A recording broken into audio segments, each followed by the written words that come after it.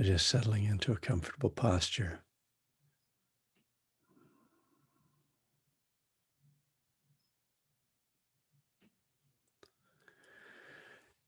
And closing your eyes or just lowering your gaze.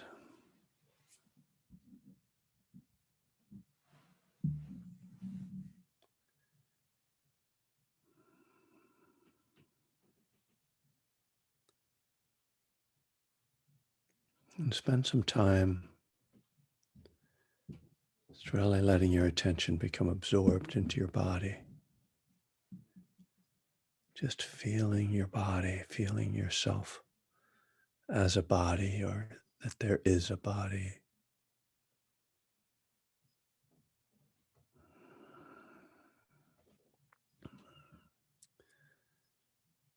And imagine that any tension or stress or really any emotions, anything that agitates the mind or disturbs you, that all of that is draining down, down, down through the body into the earth. And that all that's left behind is stillness, space, calm.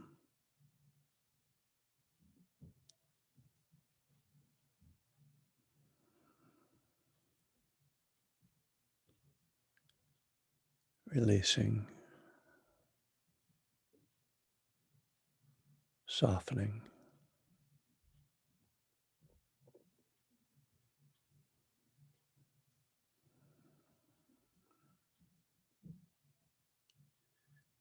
And the attention then gathering around the breath.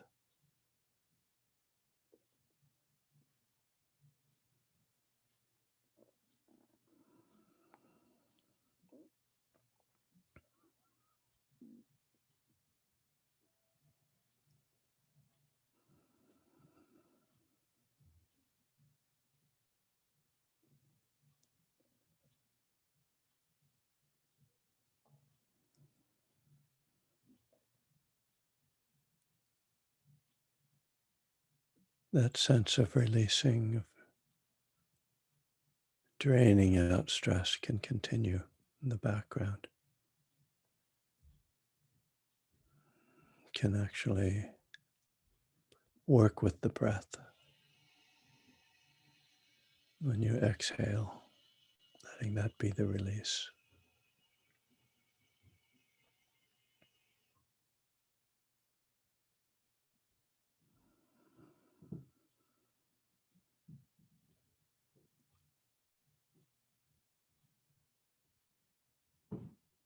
You can start to connect with a deep sense of surrender.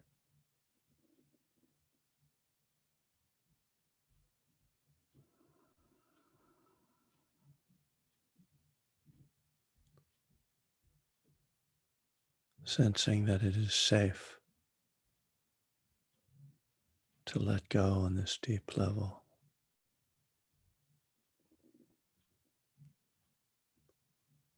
That all the ways you try to control your experience, control even your perception, your own mind, that all of that can be let go.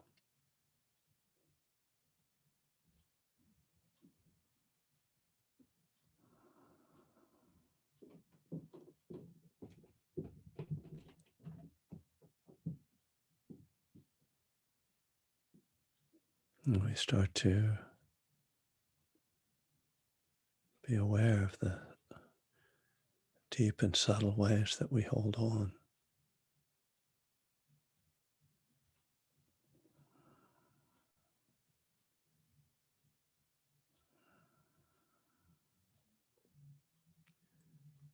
And we keep releasing, letting go.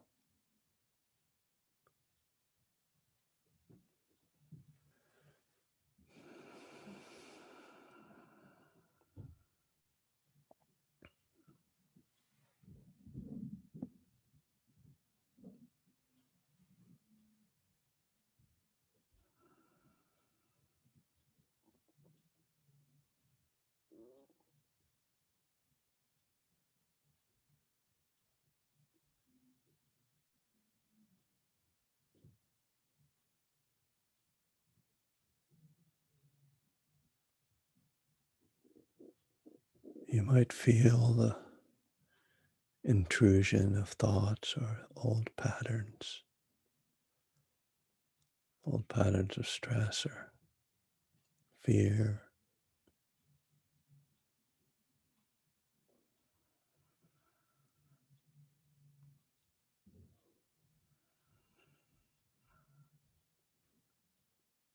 And let them go,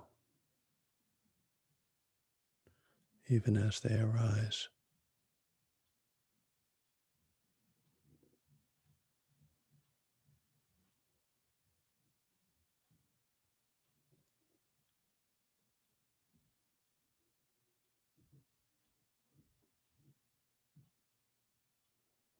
As we connect with and sense the stillness that's always within us, start to see that such thoughts and feelings can't actually penetrate that stillness. It just requires that we become absorbed in that stillness.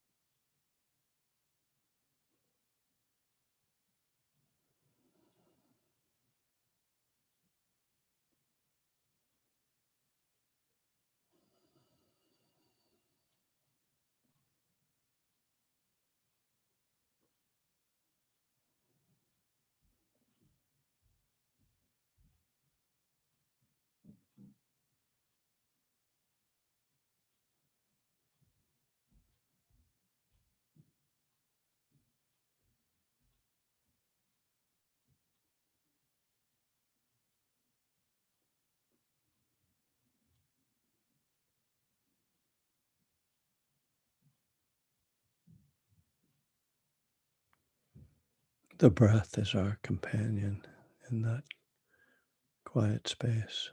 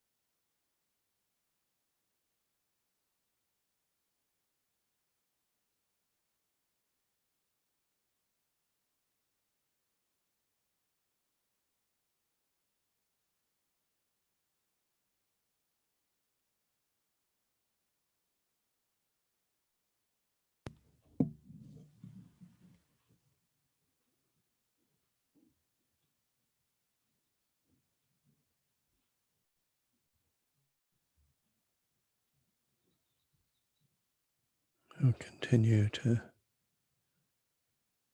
let go moment by moment.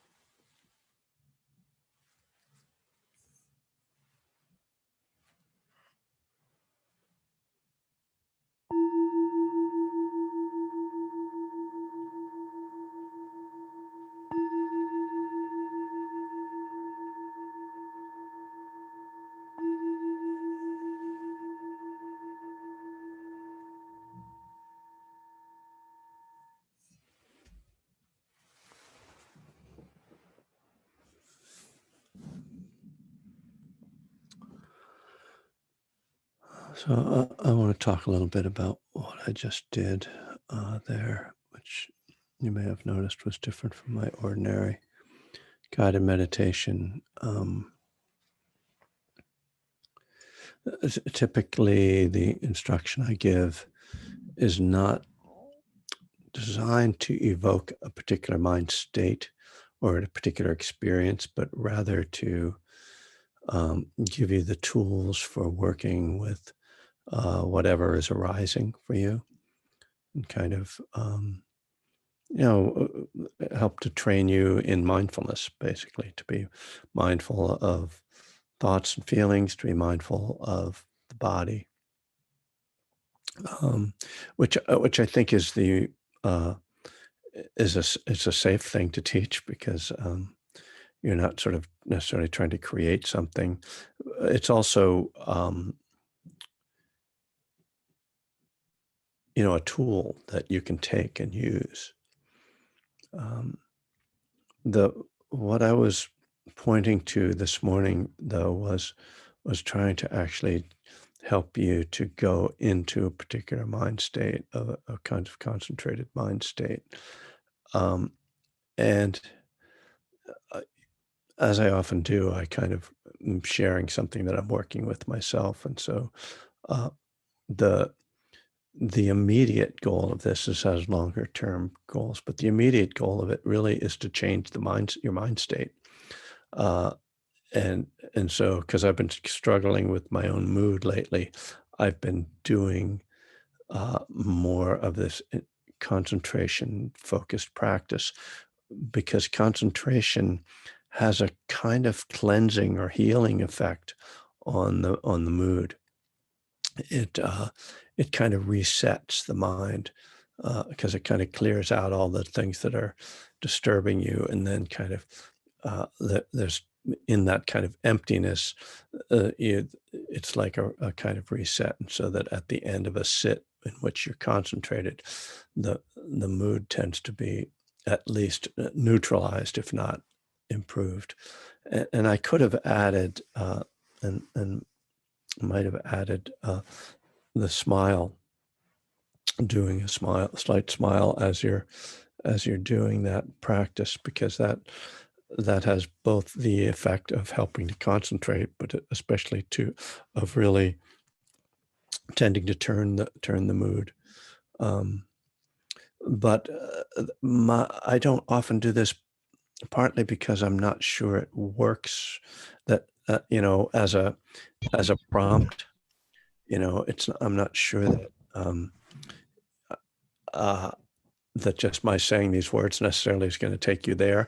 That s- typically, if your mind hasn't been trained enough to go to these mind states, that might not be able to find them that easily. But if you've done a lot of practice, you might find that you know, it does go there. But as I say, I'm a little uh, hesitant to do that, to give that kind of instruction, because I feel like some people are going to be kind of left behind and kind of feel like, oh, I missed it, or I didn't, that didn't work, or whatever, and kind of then just feel, like they failed in their meditation, like, oh, he was telling us to have this experience and it didn't happen for me. What's wrong with me? And essentially, my understanding is that these like neural pathways that allow us to get into these states become reinforced through a lot of practice, and it just comes through practice. So it's not a matter of being good or bad at it. It's just a matter of whether you've done enough meditation that your mind will go to those places. So I kind of, if I don't know that, I'll just see if there's any thoughts or comments anyone has about that, since I've kind of introduced a whole thing that might evoke questions.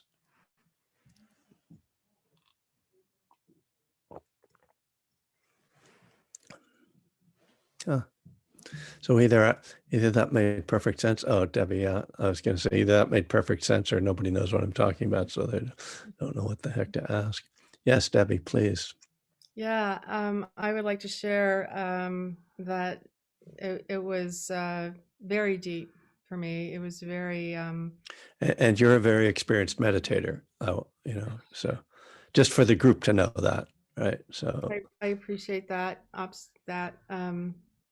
I yes, it was I love it. I would and I understand exactly what you're saying, but I had a thought of, maybe once a month or maybe, kind of offer it yeah, as a growth edge for yeah, everyone. Um yeah, that's all I wanted to share. that's a good idea. And if I were that organized, I could do it. So you just have to remind me, Debbie. That's a good idea. Yeah, um, I've been thinking about maybe starting to offer some day-longs with particular meditation themes, like a day long on concentration, a day long on metta, a day long on just insight. So if I can get that going, I will let people know. Deborah Joan, hello. I saw you. Hi. Yes. Um, I really appreciated the meditation. It did intuitively, organically force me to concentrate. I have a sleeping dog by my feet snoring, and I often use that as, just sync my breathing to his breathing. Yeah. But I knew I was there when I felt this half smile on my face. Hmm. So thank you for the reset. I really appreciate it. I saw you nodding as I was speaking. So I could tell you had picked up on it nicely. Great. Thanks, Deborah. Brian. Hi, Kevin. Yeah, I want to agree. I really enjoyed it too. Um, I found for me, like last week, I actually attended a week-long retreat that kind of really it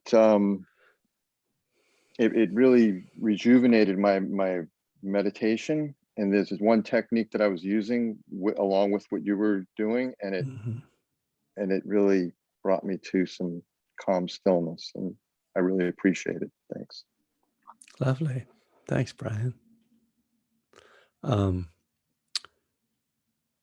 Abigail, did you have your hand up? Yes, I did. Um, I'm afraid that when you said what you had done, my immediate thought was, oh, I missed it. Well, it's been recorded. You can go back and listen to it later. That's all I have to say. I'm sad. Oh, no. I personally, anytime a teacher gives a guided meditation, I completely space out. I just can't like focus on them. So I'm always impressed that people actually listen to what I'm saying. Uh, So Myrna, are you do it again. applauding or are Oh, you? well, I don't know. Is that the wrong one? Yes, I'm just putting up hands. I don't know. Just so, I experience a lot of depth in this meditation as well. And of course, for me, when I just appreciate a group, a sangha, just meditating. There's something I don't know. I don't know what it is. The connection. I experience much deeper connection for me, and I enjoy the different meditations. I mean, I love that. I thought it was beautiful. Very, very. I was able to really sink into it. Loved Yeah, it. I think sometimes we just need to be reminded of like, oh, I can do this. Mm. That's sort of what it is for me when I'm like, oh, I could, instead of like sitting here and, you know, doing whatever I'm doing, which is usually spacing out in one way or another, I can actually just try to calm myself down. Mm. Uh, yeah, thanks. Jim, did you have your hand up? Thought I saw it up before. I think I was applauding. Oh, you were applauding. Okay. But I will say, I have to admit, I love your guided meditations, but I've been doing another practice recently. So I usually turn the sound off. Uh-huh. Good. So if you're gonna like do a really good meditation, could you let us know in advance? So that Oh, absolutely. Yeah, sound sure. on? I will. I'll say, this is going to be a waste of time today. You can just mute me, don't bother. You know, as you probably know, after hanging out with me all this time, I don't plan a lot around the meditation instruction. It just kind of comes out the way it comes out. I had no idea that was going to happen today. So there you go. Well, thank you all. I think it's funny that we can feel like we're having a group meditation when we're just, it's kind of like being on Insight Timer and knowing that like 60,000 people are meditating right now. Okay, good. That helps me. But there is something, I suppose. Well, I will move to the topic of the day, which we actually at the beginning of step 10. And I was thinking about this, and I kind of want to talk about,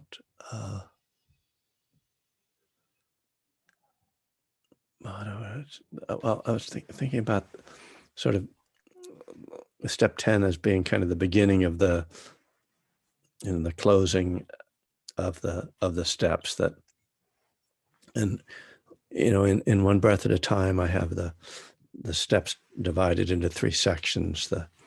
The first 3 steps, I think I call surrender. I could look at the table of contents. Yes, surrender. And then the middle from 4 to 9, I call investigation and responsibility,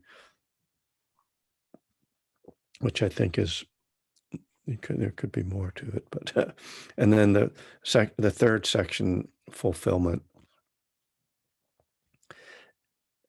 And so, step 10 reiterates steps 4 through 9. Continue to take personal inventory, and when we were wrong, promptly admitted it, or it at least reiterates 4, 5, and 9. But essentially, it reiterates those middle steps. So we see that in some sense the initial work of the steps is completed at the end of step 9. And that now we are, we often call these the maintenance steps as well. These last 3 steps, we're moving into the steps that will be the ongoing work. And,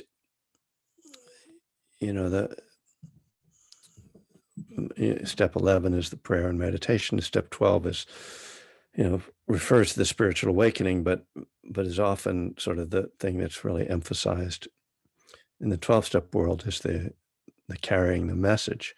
Although I think practicing the principles in all our affairs is equally important. But I want to talk a little bit about what it means to have sort of completed the initial work of the steps. That, and just to state the obvious, but I think also what we all need to be reminded, which is that once you've completed step 9, or at least, done work with step 9, that you have to keep doing all those 9 steps. That step 1, is one we have to keep returning to, that we have to keep, whether we call it powerlessness or just recognizing that we have an addiction or that we have a problem or that we are prone to addictive behavior, that we have to keep going over that. And that certainly the faith of step 2 and the turning it over and acceptance of step 3 are things that are demanded of us over and over. And I would say that step 11 kind of is pointing to that when it says asking for God's will, and the power to carry that out certainly is kind of referring back to step 3. And then, of course, the inventory process, which again, as I said, is covered in step 10. And the work of 6 and 7, the letting go work that certainly never seems to end. So I'm not speaking to an innocent group here that doesn't know this, but I feel like it's my responsibility here as leader to remind us all that getting to this stage of the steps does not mean that we're done with those first 9 steps by any means. And as I'm speaking, I recall, as I often tend to forget, that I said that I was going to go through the promises when I got to the end of step 9. So I'm going to have to not go into step 10. I'm going to have to start going through the promises, which means I'm going to have to refer to my newer book, which goes through the promises. I never went through the promises in one breath at a time, but I think I have enough time to start a promise. Let's see. Start somewhere. Painstaking. So the promises, if you're not familiar with them, they're found in the AA Big Book at the end of step 9, at the end of describing step 9. And they begin by saying, if we are painstaking about this phase of our development, we will be amazed before we're halfway through. So as long as I have some time, I'll read a little bit from this. So this is from September 8th, which I know it's not September 8th, but this book was not, it doesn't have to be read, chronologically. And the book I'm referring to is, of course, my book, Buddhism and the 12 Steps, Daily Reflections, my newest production. Rarely has a spiritual text offered a more enticing introduction to a set of propositions. I found as I was writing this book that I sometimes started to adopt Bill Wilson's voice in my writing. Rarely has a spiritual text. Anyway, the idea that we'll be amazed by the results of our step work is very intriguing. Perhaps we should first focus on the earlier part of the sentence, the requirement that we be painstaking. The demands of the 12 steps can start to seem onerous as we pass from admitting powerlessness and turning it over to a higher power into the deeply challenging inventory and amends process. These are not tasks that anyone would take on voluntarily. In some ways, this is what sets 12-step work apart from ordinary spiritual practices, including those of Buddhism. Painstaking it is. And in truth, if this isn't undertaken painstakingly, not much will come of it. A half-hearted inventory isn't worth much. To hold back or be dishonest in that work makes it pointless. And to shy away from directly addressing those we've hurt means we've completely missed the point and lost out on the potential benefits of making amends. Many addicts have probably tried to get through life by cutting corners. With a goal of self-satisfaction, we might never have seen the point of doing a good job just for the sake of it. With the steps, we are learning that we can't risk that attitude anymore, that there are real-life implications to taking shortcuts.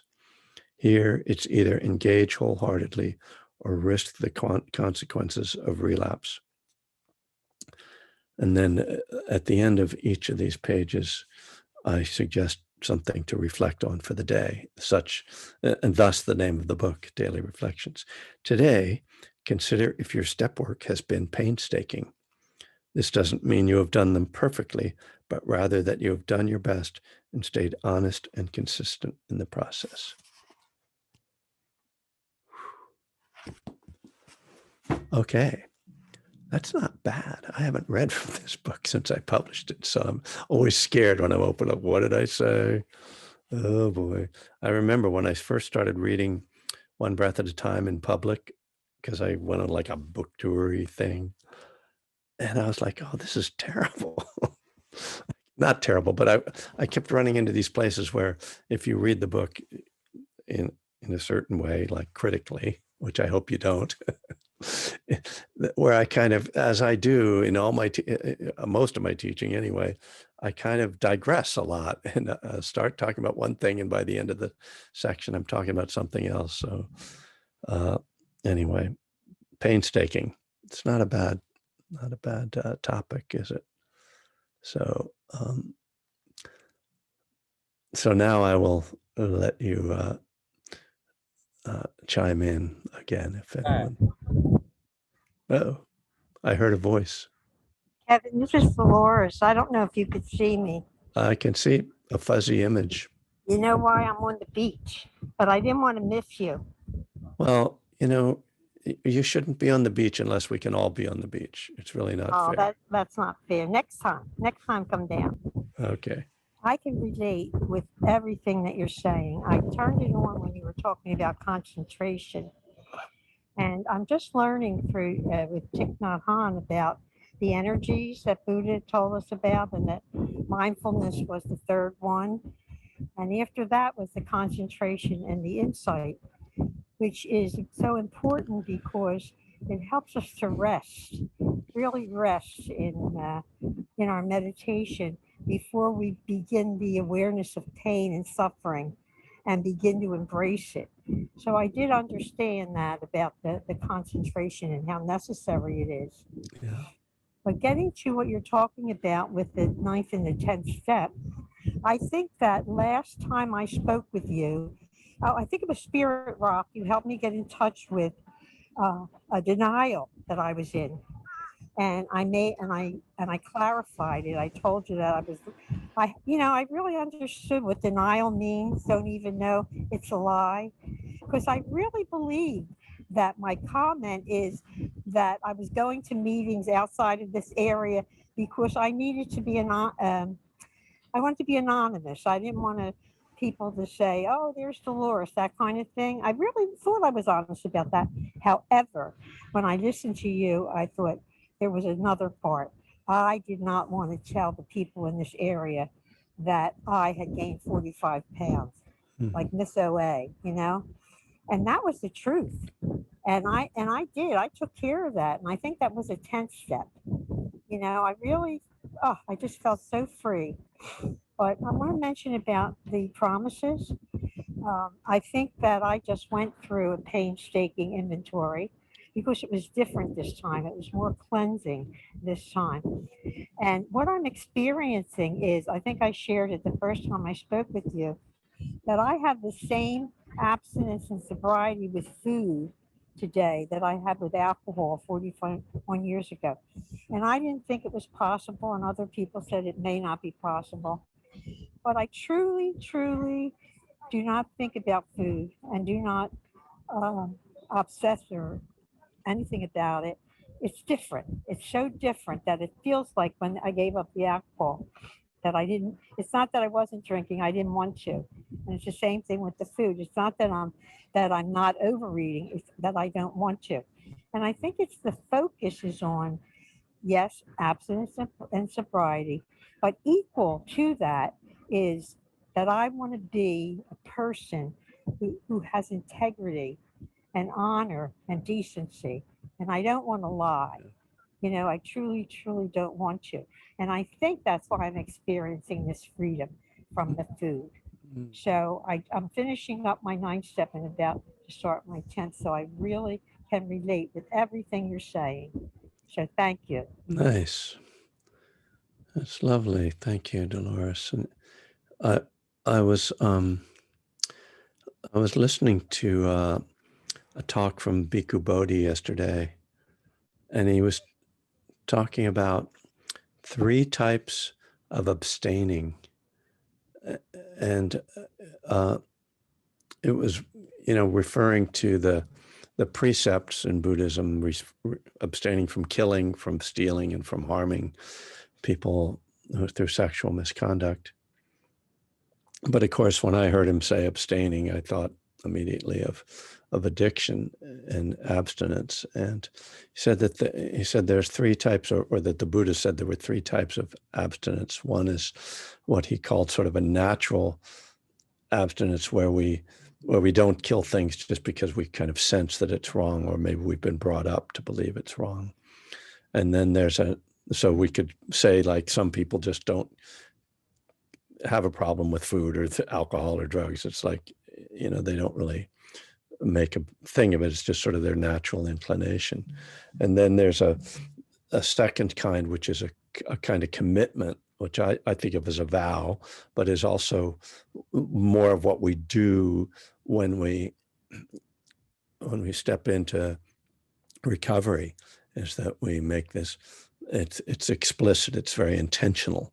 It's not just something we're doing because it feels good, it's very intentional. And then there's a third kind of abstinence, which in the Buddhist sort of cosmology arises when there's a kind of enlightenment, and that is that there's no longer any impulse to do the unskillful actions, that there is no, that well, for the enlightened one, they can't break the precepts. But I would say, like, for people in recovery, there are many of us who it's just like, there's just no interest anymore, which is what you're describing, Dolores, that Yes. way in which it's been removed. I mean, I think it's very difficult. I know it's very difficult working with food. It's not my primary addiction, and Hardest one. yeah, For me, it was. Mhm. yeah, and because it's something you can't abstain from food. It's having to change your relationship in a way. But it's interesting. It's just struck me as interesting that that there was this Buddhist framework for abstinence that Yes. kind of we could kind of look at and kind of compare to our own our own approach to recovery. I tried to get the book that you suggested, and I got a response yesterday that they didn't have it, but I'm going to keep trying. Which The book was one that? written, well, the gentleman that you just, I can't remember the name. Oh, Bhikkhu Bodhi? Yes, yeah. You mentioned his book on Spirit Rock. Oh, You were yeah, talking about him, that's right. The and Noble I was Eightfold very Path. interested in him. I'm going to keep trying, but Okay. I just got a response yesterday that they didn't have it. Huh, okay. Yeah, but I will. All right. Thank you. Okay, Dolores, take care. Thank you. Don't forget to put on sunblock. I got it on. Next time, anybody that wants to come down, call me. I got a room in the bath for you. Okay, sounds Thank good. Thanks. Megan and Jared, what's up? Hi. Hi. Hi. So I think it's really interesting that you picked September 8th because that is the day that my dad passed away. Oh, Scott, I'm sorry. Interesting. But I was thinking about, I'm going through my 4th step right now, 4th and 5th, and it's been pretty painstaking, I guess. But I'm realizing, and it's been going on for a while, so I'm 4 years sober this month, but this is my first time going through the steps. And as you know, I was raised, my dad got sober when I was 5. And so That's I had annoying. AA in the background my Yeah, whole really. life, going Yes. to meetings very young. So it's always been a great support for me, actually. Even when I was using, I would just go and I don't know, it was like a check-in, just kind of weird, but I'm finding that I have what feels like an addiction to painful things. To pain, Like did you say to painful things? painful thing, like I'm a therapist. I feel like I'm always in the trench, you Yeah, know? right. So doing a fourth step feels, I don't know, I'm just so used to being in anger and just like deep emotion. I feel like I want more lightness and freedom in my life from what feels so painful. So now, Yeah. right now that I'm doing this fourth step, I feel I've spent so much time in the darkness that I'm like, Mhm. I don't want to do this. I don't want to do it again, Yeah, you know, right. if that makes sense. Yeah. Yeah, thank you, Megan. I think that's where the steps and the fact that this was like written by, largely kind of based around one person's and one small group of men and their experience, uh, can not always be the most effective and useful process, can actually be, as you're suggesting, a counterproductive process to the emotional needs uh, of some people, particularly the focus on like the negative. If you're already like overly focused on the negative, um, I mean, I would look at Stephanie Covington's book, A Woman's Way. It's Stephanie Covington, I think. Yeah, A Woman's Way Through the 12 Steps. Um, and uh, maybe also Quit Like a Woman, which I think is a really terrific book. Um, I think her name is Holly. that's Holly Whitaker, Yeah. Quit Like a Woman. But it sounds, I mean, not to diagnose you from on Zoom in front of a crowd of people, but it sounds quite like if you're thinking in terms of the 12 steps that you're it sounds like kind of coda issues or codependent issues, Al-Anon issues. I mean, I know that that fella beside you has had some issues, and maybe you've been trying to uh, fix him. I don't know. You guys always show up together, so I mean, again, like it's not really for me to tell you how to work your program or what your you know uh, but it seems like that's the area that I would be looking at, right? Because I mean, I understand. I think I understand when you say that you're kind of drawn towards painful feelings. I mean, that's you know, I have a certain orientation for that, which is more internal. It's not external so much, like connecting with other people's suffering. It's more that I get obsessed with my own suffering and make that into my story. Um, but yeah, I mean, I think that you are that you should trust your response. That maybe writing down all this stuff isn't what needs to happen. Maybe you need more focus on the positive things, like James Barris's book Awakening Joy. Can be really helpful to just like shift, like, what am I looking for in my life? Like, am I constantly trying to solve problems or figure out what's wrong? Or okay, that's one part of life, but there's also like, oh, looking for things that bring joy, bring like purpose and meaning and into my life. Like, can I focus on that instead of focusing on like what's wrong with me that needs to be fixed? I mean, that's also, just to keep referring to books, my book Recovering Joy is meant to be about that. That's what it's called, right? Recovering joy. Yeah. Um, you know, it's kind of meant to be like, oh, right. Like, yeah, I've done all this inventory. Now I feel like crap about myself. Like, how can I feel good about myself? How can I enjoy my life?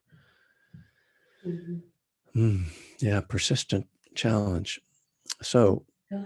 uh, Sherry's got her hand up. Let me turn it over to her for a final comment, question. Hi. I'm also one of those people that I will go to the negative if, well, I don't so much anymore, but I used to. And when I first did a 4-step, I was in treatment, and the counselor kind of figured that out about me right away and told me that I had 5 days, and that's all he'd give me to do my 4-step. And so I went to work, and I dived deep into that depression of, oh my God, look how bad I am and all that. But that's all the time he'd give me. And I use that today. I find that all the step work is hard. Yeah.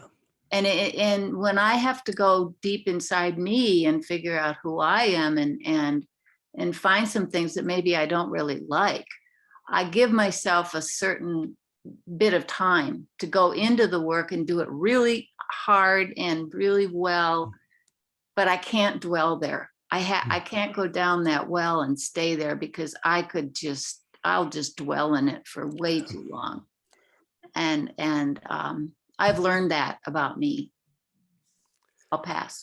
Really smart, Sherry. Thank you. That is some wisdom there to end on. I really appreciate it. Like, yeah, take on this tough stuff and do it and complete it. Don't let it like drag on. Yeah, thank you. That's great. I noticed I did not mention it, but I think Angela, thank you, put in the information that I am teaching tonight for Napa Insight. So if you're interested, that's 7:00 Pacific time, and there's a link in the chat, because I know people have had trouble logging on there before, so I'm not sure if I think that might be necessary to like register beforehand. So I'm going to give a talk. I've been going through the Noble Eightfold Path with that group, and tonight I'm on right action, which traditionally means talking about the precepts, and we'll see what what it's about tonight when I talk about it. I've been working on that talk for like a week, and it's getting worse the more I work on it. So we'll have to see if it gets anywhere. So why I try not to work on things too much. Oh, somebody else has their hand up. I can't turn you away, Jasmine. Say hello. Hi, Kevin. Hi. I've been doing your meditations every morning at the moment. Thank you for that, using the Zoom. Yeah, just linking with what people were saying about the step 4 and the focus on defects of character. My sponsor it really got me to focus on aspects of character. So the good parts as well as the bad parts, because I needed to balance that. Like the lady was saying before, I was kind of addicted to pain as well. And I thought, it's like a lot of the time it's like we've got these defects of character and we're always blaming other people. I didn't blame other people. I was always blaming myself for everything. I was, so to be able to balance the defects of character with the positive aspects. And when I say the step 7 prayer, I say about aspects of character, all of them good and bad, So I totally get that. And I'm really interested in those books. So thank you for everybody that's recommended those. Thanks, Kevin. All right, great. Thank you, Jasmine. Sweet. Really good, more good wisdom, I really appreciate that. I think you're exactly right. Aspect of character is a nice way of putting it. All right, my dears. It is after the time that officially I close. And so Friday night, now that I remember, I will continue with the promises, and we'll see what's next. So thank you. It's really a nice morning, nice time with you guys today. So thanks for showing up and being part of this.